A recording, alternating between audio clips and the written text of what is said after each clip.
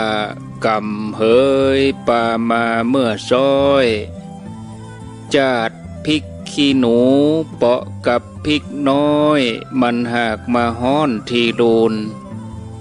โบราณว่าไว้ตกก่อนเป็นขุน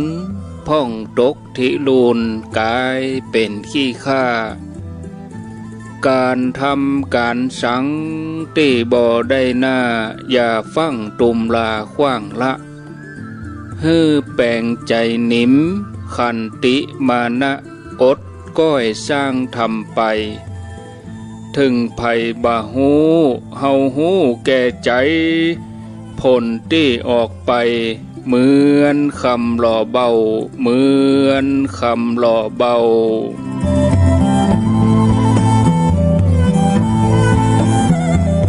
ไข่เฮียนไข่หูไข่อู้ไข่เขียนมันห้ำมันเฮียนวิชาเอกอ้างฮือใจปัญญาฟันฝ่าสรรสร้างหากินตามตางมนุษย์บะโกงไผกินผิดศีลพระพุทธสุดจริตสู้จีวีถึงจักยากไรหันในศักดิ์ศรีหวังผลความดีสืบไปหน้าเกิดมาเป็นคนตึงเจ้าและข้าเปียทิชลามวยม้าง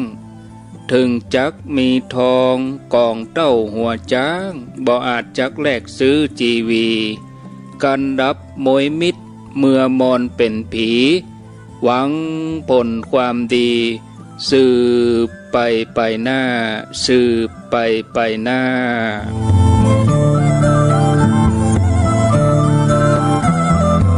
ธรรมะสวัสดีสวัสดีเมื่อค่ำยามคืน2 ทุ่มเป็นต้นไป20 นาฬิกาหรือว่า2 ทุ่ม